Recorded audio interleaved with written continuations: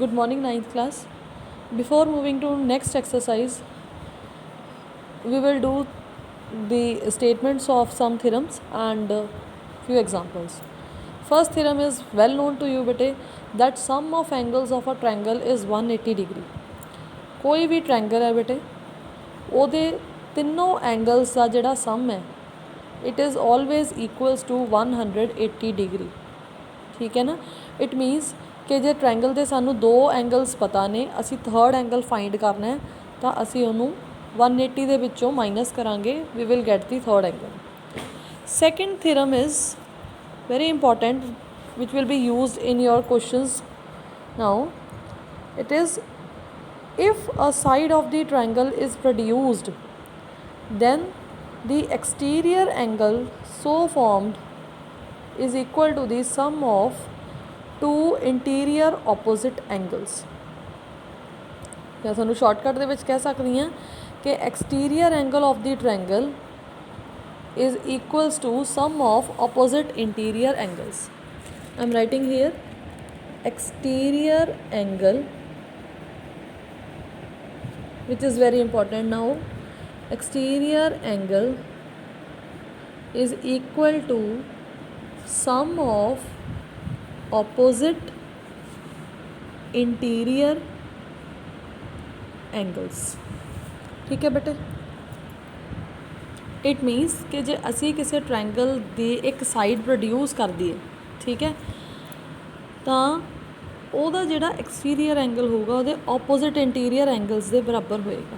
For example जो figure है ਇਹਦੇ ਵਿੱਚ मैं ਆਹ वाली लाइन अगे प्रोड्यूस कर देवां, जो आह वाला एंगल बनेगा, दिस इज़ एक्सटीरियर एंगल. ये किन्ने डिग्री का होएगा, जिन्ने डिग्री का आह वाला पूरा एंगल होएगा और जिन्ने प्लस आह वाला एंगल. ठीक है. Let us do example number 7. You will understand. Now in this figure which I have already made you, QT is perpendicular to PR.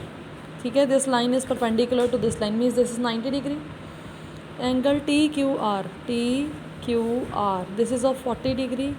Angle SPR, this angle is 30 degree. But it is given है, we have to find angle X and angle Y. Firstly बेटे, जो triangle हैगा अपने कोले TQR, ठीक है, असी इत्थे एक एंगल सानू गिवन है 90 डिग्री, सेकेंड एंगल भी सानू गिवन है 40 degree. With the help of that we will find the third angle. Reason की देवांगे, sum of angles of triangle. ठीक है. Firstly in triangle TQR, in triangle TQR, क्योंकि आप ट्रायंगल ही मैंशन करता बेटे, तो मैं एंगल QTR, एंगल TQR इदा नहीं लिखूँगी. I will just write angle T plus angle Q plus angle R. ठीक है. Angle T plus angle Q plus angle R is equals to 180 degree. What is the reason? Sum of angles of triangle is equal to 180 degree. ठीक है. Now what is the measure of angle T? 90 degree. What is angle Q? It is 40 degree. And what about angle R? ਉਹਨੂੰ ਅਸੀਂ ਕੀ ਮੰਨਿਆ ਹੋਇਆ? X is equals to 180 degree. 90 plus 40, it is 130 degree, plus X is equals to 180 degree. It मीनस x की value कितनी आ जानी है बेटे इत्थे 180 माइनस 130. आ चीज़ 130 राइट साइड से चले जाएंगे बेटे, माइनस हो जाएगा. And 180 minus 130 is 50 degree. It मीनस सानू मैजर पता लग गई आ वाले एंगल की. ठीक है. This is of 50 degree. Now we have to find the value of Y किन्ने डिग्री का होएगा. ना बेटे अगर असी आह वाला एंगल भुल जाइए, ठीक है, आह वाला एंगल भुल जाइए, सारा साइड भुल जाइए, RS ਨੂੰ ਅਸੀਂ देखिए कि प्रोड्यूस किया होया वा. ठीक है. सो बेटे जो वाई है it is exterior angle. PSR triangle का की है, ये एक्सटीरियर एंगल है. और मैं हुणी थोनों दस्सिया कि exterior angle is equals to sum of opposite interior angles.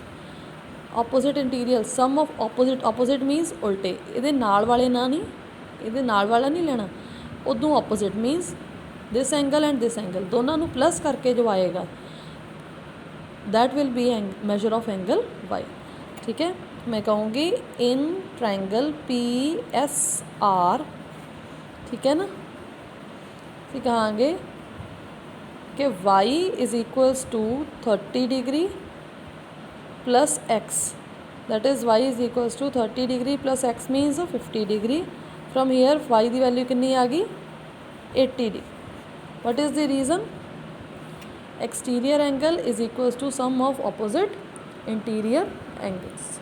ठीक है, exterior angle is equals to sum of opposite interior angles. You have to write in full words. ठीक है बेटे। Next moving to example number 8. It is in figure 6.38. आ figure given है बेटे।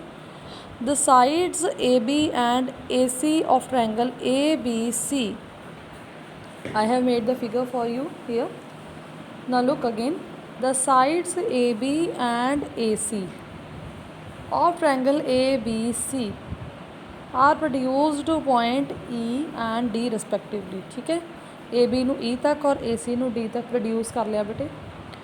If bisectors BO and CO of angle CBE and angle BCD respectively meet at the point O. Bisector means angle bisector ने बेटे। EBC का जो OB है that is angle bisector means this angle and this angle both are equal. ठीक है, similarly BCD angle का जो bisector है that is OC, ਉਹ ਆ ਵਾਲੇ एंगल ਨੂੰ equally bisect करता है। This angle is equals to this angle. ਇਹ ਚੀਜ਼ ਬੇਟੇ ਸਾਨੂੰ given ਹੈ। What we have to prove? We have to prove that angle BOC BOC कितने डिग्री का है 90 degree minus half of angle BAC 90 degree के विचों जे असी आ वाले angle BAC that is x minus कर दिए तो सानू एंगल BOC कितने डिग्री का वो पता लग जाएगा। ठीक है, सानू बेटे इतने प्रॉपरली कोई मैंशन नहीं है कि कोई एंगल 40 डिग्री का है, कोई 50 का, कोई 60 का, जस्ट सानू XYZ के विच गल की हुई है। फर्स्टली बेटे what we will do now bete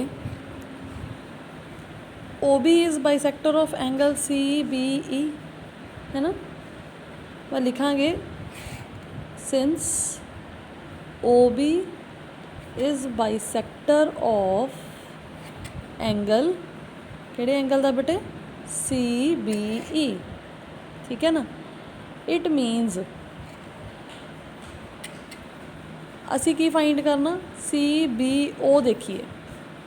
ठीक है, तो असी की लिख सकते हैं एंगल CBO किन्ने डिग्री का होएगा बेटे। Therefore CBO is equals to पहली गल CBO की है half of angle CBE is equals to half of angle CBE। ना CBE मीन्स आ वाला पूरा एंगल बेटे ABE is a straight line. ठीक है, और पूरा एंगल किन्ने डिग्री का 180 डिग्री। इट मीनस जे मैं 180 के विचों 9 माइनस y माइनस कर देवां तो CBE आ जाएगा। That is what I am writing here. तो हाफ ऑफ CBE की लिखेंगे बेटे 180 डिग्री माइनस y।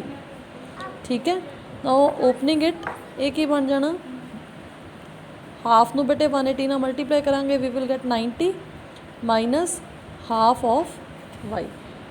ठीक है ना, इनू तुसीं मान लो बेटे फर्स्ट इक्वेशन। बिल्कुल सेम तरीके दे नाल मैं कहूँगी कि OC is bisector of angle BCD। जे OC इहदा बाइसैक्टर है इहदा मतलब कि एंगल BCO जो है it is half of angle BCD, half ही होगा क्योंकि दोनों एंगल्स इक्वल ने। ठीक है, so let us write it. We will say similarly OC is bisector of angle BCD, bisector है। ठीक है ना, देयरफॉर एंगल BCO वो की हो जाएगा बेटे, half of angle B C D. Now half of again बेटे जिवें पहलां कीता सी बी सी डी, ये की है बेटे ए सी डी पूरी एक स्ट्रेट लाइन है, ਉਹਦੇ ਵਿੱਚੋਂ ਜੇ ਆਹ ਵਾਲਾ ਐਂਗਲ ਮਾਈਨਸ ਕਰ ਦਈਏ that is straight line the angle ਕਿੰਨਾ ਹੁੰਦਾ 180। 180 ਦੇ ਵਿੱਚੋਂ ਜੇ ਅਸੀਂ Z ਮਾਈਨਸ ਕਰ ਦਈਏ ਤਾਂ ਆ ਜਾਏਗਾ। So I will write it half of angle 180 minus Z, ठीक है ना।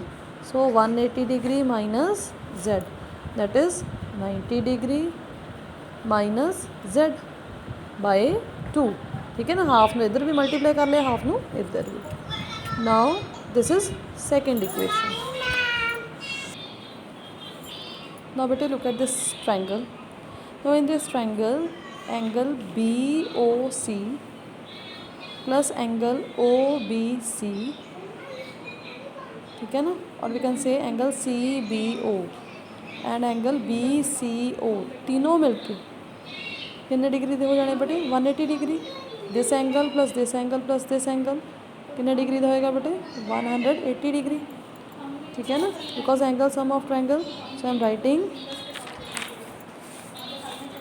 इन ट्रायंगल BOC, ठीक है, या BCO जिवें मर्जी बेटे तुसीं लिख सकते हो। In triangle BOC angle BOC plus angle BCO plus angle CBO is equals to 180 degree. What is the reason?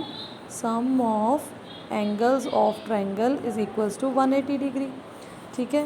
now बेटे BOC ਤਾਂ ਅਸੀਂ फाइंड करना एंड BCO ਉਹ ਕਿੰਨੇ डिग्री ਦਾ ਸੀ बेटे, it was of 90 minus Z by 2, ठीक है ना, 90 degree minus Z by 2 and angle CBO that was of the degree 90 minus Y, half Y। 90 degree minus half Y means Y by 2 is equals to 180 degree, ठीक है बेटे ना। 90 plus 90 180, ठीक है। सो बाकी सारियाँ टर्म्स बेटे मैं दूसरी साइड लेके जा रही हैं। सो 90 प्लस 90 180 हो गया बेटे, और 180 के नाल कैंसिल हो गया, और माइनस से Z by 2 माइनस से Y by 2 दूसरी साइड चले गए बेटे। It will become plus Z by 2 plus Y by 2, ठीक है। सो टेकिंग हाफ कॉमन की आ गया बेटे Z plus Y। Now again look at this triangle. In this triangle Y plus Z ਦੀ ਵੈਲਿਊ ਅਸੀਂ ਚੈੱਕ ਕਰਨੀ ਹੈ ਬੇਟੇ। ਅਸੀਂ ਦੇਖਾਂਗੇ in triangle ABC x plus y plus z ਕਿੰਨਾ ਬੇਟੇ 180 degree. Again angle sum of triangle, इत्थों बेटे ਅਸੀਂ y प्लस z ਦੀ वैल्यू फाइंड आउट करेंगे, ठीक है। Now in triangle ABC, in triangle ABC ਅਸੀਂ ਕਹਿ ਸਕਦੇ ਹਾਂ बेटे x plus Y plus Z is equals to 180 degree. Again ठीक है ना, रीज़न सेम है बेटे, sum of angles of triangle equal to 180 नहीं भी लिखोगे दैट्स ओके, क्योंकि ਅਸੀਂ ऑलरेडी 2-3 बार लिख चुके हैं। So what we have to find Y plus Z चाहिए ना, जेड प्लस वाई लिख दो चाहे Y plus Z, one is the same thing. वो कितने डिग्री का आ जाएगा बेटे 180 माइनस एक्स, एक्स उधरली साइड जाके माइनस हो जाएंगे। नो ए वाली जो वैल्यू है वो असी बेटे इत्थे पुट करांगे, ठीक है। इनू तुसी की मान लेना third equation. So put in third equation की बन जाएगा बेटे angle BOC is equals to half of angle 180 degree minus X. Half of 180 means again बेटे अंदर मल्टीप्लाई करांगे असी like this 180 divided by 2 90 degree and minus X by 2, ठीक है ना।